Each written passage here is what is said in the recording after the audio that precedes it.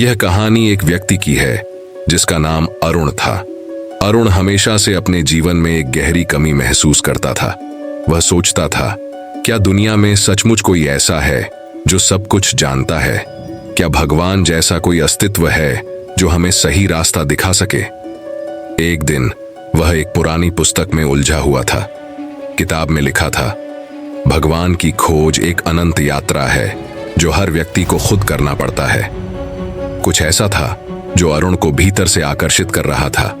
इस रहस्य को समझने के लिए उसने तय किया कि वह अपनी खोज शुरू करेगा।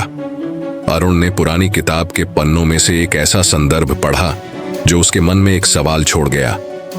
जो खोजने पर जीवन की सच्चाई मिलेगी, वह भगवान कहाँ मिलेगा? उसने तुरंत अपने बैग में कुछ जरूरी सामान डाला और घर से निकल पड़ा। वह जंगल की ओर बढ़ने लगा। उस अजीब सी शांति में जैसे सारा संसार थम सा गया था। घना जंगल, टूटे हुए पेड़ और मटमैली मिट्टी, जैसे कुछ तो गड़बड़ था।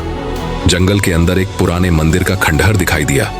मंदिर की दीवारों पर उकेरे गए चित्र जो अब तक मिट चुके थे, और दरवाजे के पास घने अंधेरे ने अरुण को एक अजीब सा एहसास कराया।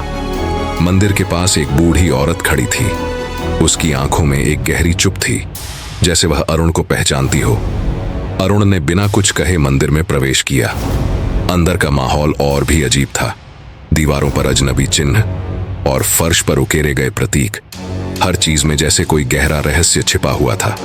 तभी एक आवाज गूंजने लगी, एक हल्की सर्द सी आवाज जो उसके कानों तक पहुंची। आवाज जैसे ही सुनाई दी, कमरे का दरवाजा अचानक बंद हो गया। अरुण चौंका, लेकिन कुछ अजीब सा उसे खींचता हुआ अंदर ले गया।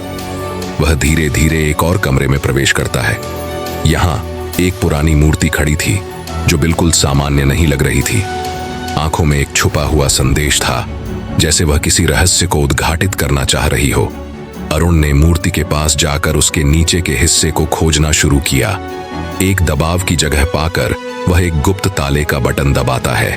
तभी मूर्ति के नीचे का फर्श खुल जाता है और एक सीढ़ी नजर आती है जो नीचे की ओर जाती है। अरुण ने बिना डर के सीढ़ियां उतरी। तहखाने में प्रवेश करते ही उसे घना अंधेरा और ठंडक महसूस होती है। उसकी आंखों के सामने एक टॉर्च का हल्का प्रकाश था। तभी एक गहरी आवाज गूंजती है जो सीधे उसके दिल में उतर जाती है, तुमने सही रास्ता चुना है अरुण। अब तुम जान सकोगे कि भगवान की असली पहचान क्या है। यह आवाज किसी मानवीय स्वर से नहीं, बल्कि जैसे कहीं गहरे से आ रही थी। अरुण डर के बावजूद आगे बढ़ता है। तहखाने के एक कोने में एक पुराना चित्र लटका हुआ था जिसमें उसकी ही तस्वीर थी। उसे देखकर अरुण की धड़कन तेज हो जाती है।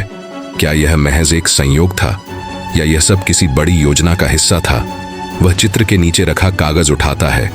उस कागज पर लिखा था, भगवान वह नहीं जो ऊपर बैठकर हमें देखे, भगवान वह है जो हमारे भीतर बसा है। अरुण के चेहरे पर एक हल्की मुस्कान आ जाती है।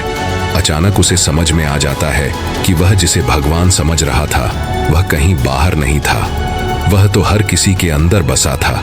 तभी उसे अचानक बूढ़ी औरत की आवाज सुनाई देती है जो एक और अजीब संदेश देती है, तुमने अब सच्चाई जान ली है, लेकिन याद रखना, सच्चाई कभी आसान नहीं होती। अरुण पलटता है, लेकिन वहां कोई नहीं होता। वह अब पूरी तरह से आश्वस्त हो जाता है कि इस यात्रा का उद्देश्य केवल बाहरी खोज नहीं थी, बल्कि अपने भीतर की तलाश थी। वह समझ चुका था कि भगवान का अस्तित्व किसी धार्मिक पुस्तक या मूर्ति में नहीं था, बल्कि वह हर व्यक्ति की आत्मा में बसा था।